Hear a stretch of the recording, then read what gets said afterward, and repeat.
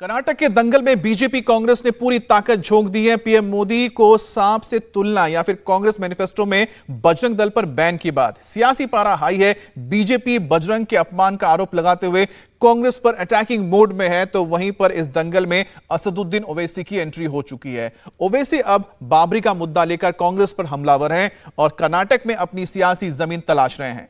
बजरंगबली की जय के खिलाफ ओवैसी नाराए तकबीर स्लोगन की बात कर रहे हैं। आखिर ओवैसी का क्या है पूरा प्लान? देखिए एक एक्सक्लूसिव इंटरव्यू। कर्नाटक में चुनाव का प्रचार एक तरह से कह सकते हैं अपनी चरम सीमा पे है और सारे बड़े नेता जो है वो कर्नाटक में आ रहे हैं और हम उनसे जानते हैं कि आखिरकार किस तरीके से चल रहा है उनका प्रचार, कैसे चल रहा है प्रचार उस राज्य में जहां पर 2015 के मेरे ख्याल से 2015 में ही जब खुद सरकार की तरफ से कहा गया था कि असदुद्दीन ओवैसी को जो है हम यहाँ पर आने से बैन करेंगे, ऐसी बातें आ रही थी। क्या क्या कहेंगे? खैर वो तो कांग्रेस की सरकार का फैसला था। सिद्धरामैया चीफ मिनिस्टर थे और उनको बड़ी तकलीफ़ थी मुझसे। खैर उसके बाद तो हम पिछले पाँच साल पहले तो कुमारस्वामी साहब की पार्टी के सपोर्ट करे थे। फिर उसके बाद हम लोग म्यूनसिपल इलेक्शन लड़े तो कर्नाटक के मुख्तलिफ म्यूनसिपैलिटीज़ में हमारे कॉरपोरेटर जीत कर आए। तो इसीलिए हम हुबली ईस्ट से हम कंटेस्ट कर रहे हैं। वहाँ पर हमारे कॉरपोरेटर जीते, अच्छा परफॉर्मेंस था। और जमखंडी जहाँ पर आप और हम बात कर रहे हैं वहाँ सुशील कुमार कैंडिडेट है, हम उनकी सपोर्ट कर रहे हैं। और बीजापुर से बाजू जो सीट है बसना बागेरी, वहाँ से हमारे कैंडिडेट हैं। कैसा चल रहा है कर्नाटक में? खासकर हम बात करते हैं तो महाराष्ट्र और कर्नाटक ये दो राज्य हैं जहाँ पर मुस्लिम की अगर हम बात करते हैं कम्युनिटी भी ज़्यादा है और इस जगह की अगर हम जमखंडी की बात करते हैं तो 2 लाख के करीब वोटर्स में से 30,000 के करीब वोटर्स जो है खुद जो है मुस्लिम कम्युनिटी से बिलोंग करते हैं, जबकि आप अपना खुद का कैंडिडेट नहीं उतार रहे बल्कि आप एक इंडिपेंडेंट को सपोर्ट कर रहे हैं। वो इंडिपेंडेंट जो कांग्रेस से नाराज़ होकर जो है इस बार चुनाव में उतरे। तो यहाँ पर जमखंडी में हम एक इंडिपेंडेंट कैंडिडेट को सपोर्ट कर रहे हैं, बिल्कुल सही कह रहे हैं। और मुझे ये लगता है कि यहाँ पर इनको तमाम सेक्शंस ऑफ सोसाइटी का उनको वोट मिलने वाला है और उनकी कामयाबी होगी। क्योंकि जहाँ कहीं भी हमको जो फीडबैक मिल रहा है सिर्फ एक समुदाय या एक कास्ट ने बल्कि पूरे तरफ से उनको अच्छा सपोर्ट मिल रहा है। क्योंकि कांग्रेस के एमएलए से लोग बहुत नाराज़ हैं, उन्होंने काम नहीं किया और लोगों के तकलीफ़ में नहीं थे। किसान उनसे नाराज़ है। और यहाँ पर शुगर केन की 2 फैक्ट्रियाँ हैं जिसमें से एक फैक्ट्री कांग्रेस के कैंडिडेट की है, दूसरी बीजेपी के कैंडिडेट की है। जो गवर्नमेंट का जो गन्ने का रेट है उससे 50 रुपये कम में लोग ख़रीदते। कई गवर्नमेंट हॉस्पिटल नहीं है, बहुत से इश्यूज़ हैं यहाँ पर। तो मुझे लगता है कि यहाँ से जो हमारे जिसको हम सपोर्ट कर रहे हैं उनको तमाम सोसाइटी का, तमाम वोटर्स का उनको ब्लेसिंग्स मिलेगी, उनका साथ मिलेगा और वो कामयाब होंगे। इस बार कई मुद्दे भी दिख रहे हैं। जिस तरह से हम बात करते हैं हिजाब का एक मुद्दा रहा है, पिछले काफ़ी समय से कर्नाटक में चलता रहा। उसके अलावा अब रिजर्वेशन की बात आ गई है, मुस्लिम रिजर्वेशन की बात है, SC/ST रिजर्वेशन की बात हो रही है। आपको क्या लगता है कि प्रचार के वक्त में आपके जो कैंडिडेट्स हैं वो किस तरीके से प्रचार करने वाले हैं? और यहाँ पर अगर जमखंडी में बात करते हैं तो आपको लगता है क्या ये मुद्दे रहने वाले हैं? चुनाव में तो सब मुद्दे रहेंगे, कोई एक मखसूस मुद्दा बोल के तो नहीं होता है। चुनाव में सब मुद्दे रहेंगे। बीजेपी का मिस गवर्नेंस, कांग्रेस के एमएलएस का बीजेपी में भाग जाना, कांग्रेस की नाकामी बीजेपी को सत्ता में आने से रोकने के लिए, फिर पार्लियामेंट के चुनाव में कांग्रेस का एक ही MP जीतना। अब बीजेपी पर जो करप्शन के इल्ज़ामात हैं वो बीजेपी उसको समझ नहीं आ रहा कैसे उसको फेस करें। तो ये सब मुद्दे हैं। रिजर्वेशन का भी मुद्दा है, हिजाब का भी मुद्दा है, डेवलपमेंट भी मुद्दा है, महंगाई भी मुद्दा है, नौजवानों में जो परेशानी है वो मुद्दा है। तो सब चीज़ें हैं। चुनाव में तो सब पब्लिक के इश्यूज रेलिवेंट हो जाते हैं। कांग्रेस के मैनिफेस्टो जिसमें कहा गया कि बजरंग दल के उनको बैन करेंगे, इस बारे में बात आ रही है, क्या कहेंगे आप इसके बारे में? सिर्फ उन्होंने उस ऑर्गेनाइजेशन का नाम ले लिया, बल्कि एक और ऑर्गेनाइजेशन का नाम लिया, 2 ऑर्गेनाइजेशन का नाम लिया। हम ये पूछना चाह रहे हैं कि कांग्रेस का पोजीशन क्या है बाबरी मस्जिद के ऊपर। इसलिए कि जनवरी 1993 में कांग्रेस की सरकार थी। आप तो बाबरी मस्जिद को बचाने में नाकाम साबित हुए, मगर आप कांग्रेस पार्टी ने जनवरी 1993 में कहा था कि वो लोग दोबारा मस्जिद को उसी जगह पर बनाएंगे, कि पार्टी का फैसला था। आपका फिर क्या पोजीशन है? जब सुप्रीम कोर्ट का जजमेंट आया, आपके एक नेता जो हैं, जो आपके कांग्रेस के बड़े लीडर की बहन है, वो तो बोली कि मैं भी वो करूँगी, ये कंट्रीब्यूट करूँगी। मध्य प्रदेश के एक सीएम ने एक स्टेटमेंट दिया था। आपका तो ये लोग बोलते बहुत ज़्यादा हैं। हिजाब के ऊपर कांग्रेस का क्या पोजीशन है, बताइए आप। तीसरी बात यह है कि आप जिस ऑर्गेनाइजेशन को बैन करना चाह रहे हैं, उसका ताल्लुक किस पेरेंट ऑर्गेनाइजेशन से है? आरएसएस से है। तो आरएसएस से तो निकले हैं ये लोग, उसके बारे में आपका ओपिनियन क्या है, बताइए हमको आप। तो आइडियोलॉजी पे अगर मुकाबला करना है तो आप खुल के आइडियोलॉजी मुकाबला करिए।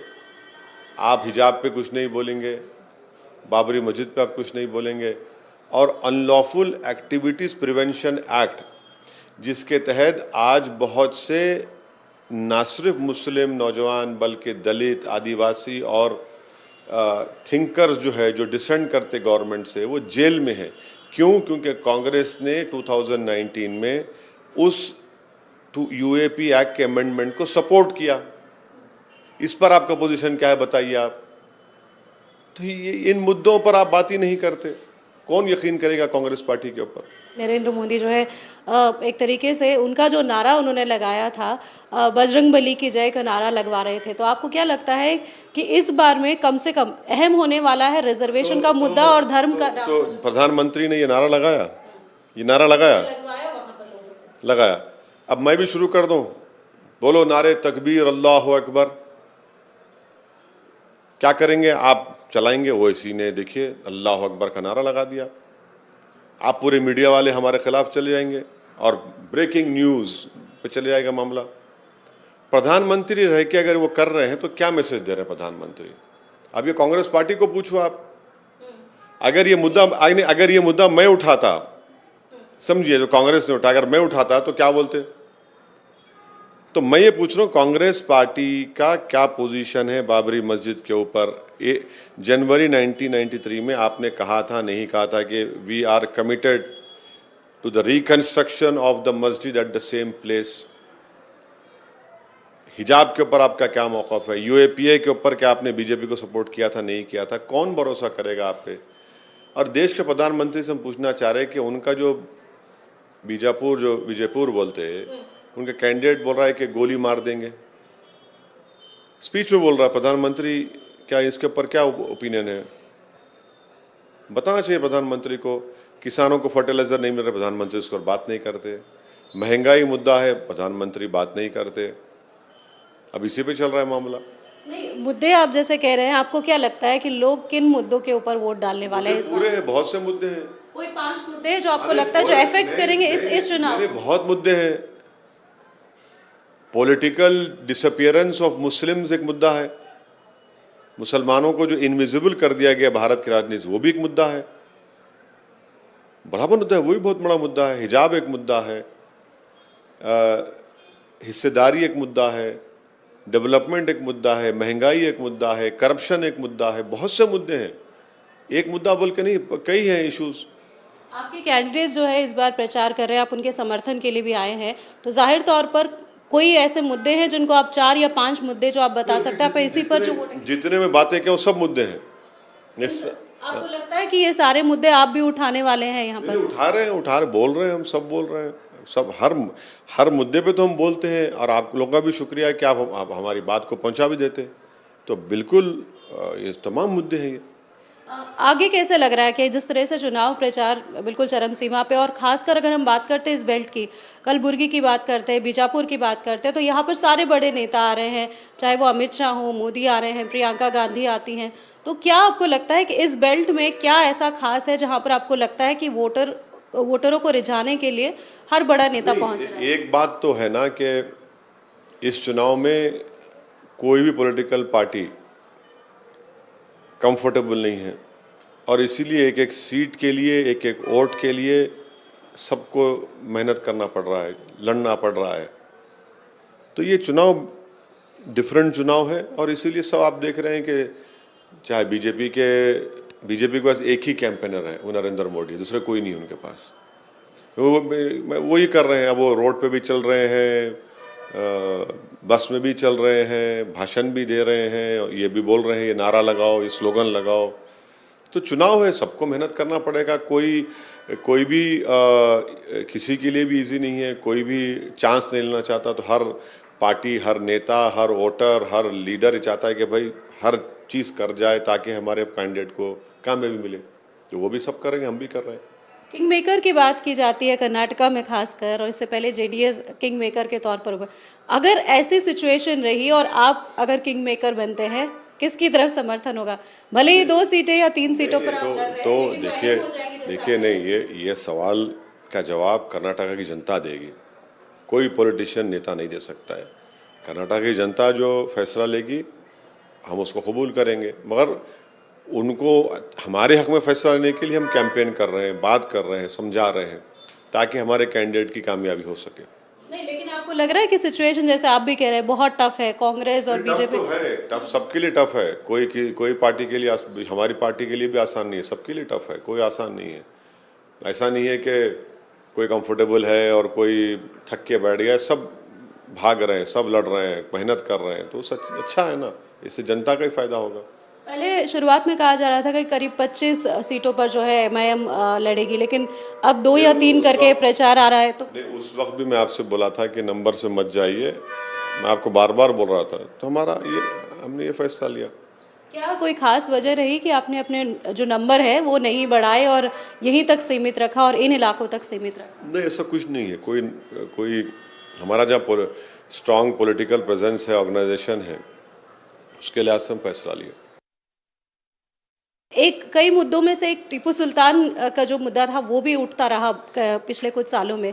क्या कहेंगे आप कि यहाँ की जनता और खासकर जो यहाँ की जो मुस्लिम कम्युनिटी है, उन लोगों को आप क्या कहेंगे? क्योंकि जिस तरह से आप बता रहे हैं कि कम्युनिटी का जो प्रेजेंस है पॉलिटिकली वो कम होता जा रहा है, तो आपको लगता है कि अगर आपकी पार्टी को यहाँ पर और ज़्यादा, अगर अगली बार के लिए ही सही, लेकिन अपने आप को विस्तृत करना पड़ेगा तो उन तक? जहाँ तक टीपू सुल्तान रहमतुल्लाह अलैह की बात है, शहीद टीपू सुल्तान रहमतुल्लाह अलैह की, तो भारत की संविधान की जो पहली कॉपी बनाई गई थी, जो पार्लियामेंट के लाइब्रेरी में आज भी मौजूद है, जिसमें राम, सीता, लक्ष्मण की फ़ोटो है, गौतम बुद्ध की है, महावीर की है, गुरु नानक की है, झांसी की रानी की है, मुग़ल बादशाह अकबर की है, उसमें टीपू सुल्तान की फ़ोटो है। जब देश के संविधान बनाने वालों को एतराज़ नहीं था टीपू सुल्तान की फ़ोटो का, अब ये आज के जो नेता हैं 2014 के बाद के, वो तो उस ज़माने के नेताओं के पैरों की धूल के बराबर नहीं है। ना उनकी ईमानदारी में, ना उनकी कुर्बानी में, ना उनके विजन में। अमनी आज आकर आप बोलते हैं अरे भाई उन लोगों में ये सब चीज़ें थी, उन्होंने टीपू सुल्तान की फ़ोटो रखी उसमें। आप जाकर देख लीजिए, ये टीपू सुल्तान की अहमियत उन लोगों को मालूम थी। अब ये लोग नहीं मानना चाह रहे तो कोई फ़र्क नहीं पड़ता, क्योंकि वो जो नेता थे उस ज़माने के, वो उनसे बहुत बड़े थे आज के ज़माने के नेताओं से। आखिरी सवाल, जिस तरीके से कर्नाटक के खास का जो भी प्रचार चल रहा है उसमें एक अलग तरीके का प्रचार में कुछ नई चीज़ें जुड़ती जा रही है, जहाँ पर पॉलिटिकली बहुत सारी चीज़ें उठ रही है, चाहे वो धर्म के नाम पे हो या रिजर्वेशन का मुद्दा हो। तो आपको लग रहा है कि जिस तरीके से डिवाइड वाली जो सिचुएशन दिख रही है जिस प्रचार में आ रहा है, ये ठीक है? और क्या सच में लोग इन बातों पर यकीन करेंगे? हर पॉलिटिकल पार्टी अपनी स्ट्रैटेजी अपनाती है अपने कम्युनिकेशन के लिए, अपने नैरेटिव को सेट करने के लिए। हर कोई कोशिश कर रही है, कर ले वो, पर अल्टीमेटली जो जनता के दिल को समझेगा, उनका दिल जीतेगा, वो कामयाब होगा। तो कोशिश कर रहे हैं, सब कर रहे हैं, देखिए क्या होता है। आपके पास क्या मंत्र है दिल जीतने वाला कुछ प्रचार के लिए? जैसे आपने कहा कि क्या खास? नहीं, हम मीटिंग कर रहे हैं, लोगों से मुलाकात कर रहे हैं, हमारे जनसभाएं होती हैं, पैदल पद यात्रा होती है, तो बहुत चीज़ें हम करते हैं, पार्टी के लोग करते हैं, जैसा सब लोग करते हैं। थोड़ा डिफरेंट होगा मगर करते हैं, करना तो पड़ेगा ना जनता को समझाने के लिए, क्योंकि टाइम बहुत कम है। तो जितना हो सके एक मिनट हमारे लिए कीमती है। धन्यवाद हमसे बात करने के लिए। और जिस तरीके से असदुद्दीन ओवैसी कह रहे थे कि 5 तारीख तक यहाँ पर प्रचार करने वाले हैं, और क्योंकि चरम सीमा पर है तो जाहिर तौर पर असदुद्दीन ओवैसी नहीं बल्कि सभी पार्टियों के सभी बड़े नेता जो है वो अपनी तरह से प्रचार कर रहे हैं और लोगों को लुभाने की कोशिश कर रहे हैं। इंडिया टीवी हर वक्त हर जगह डाउनलोड करने के लिए सर्च करें India TV news Google play store या ऐप स्टोर पर।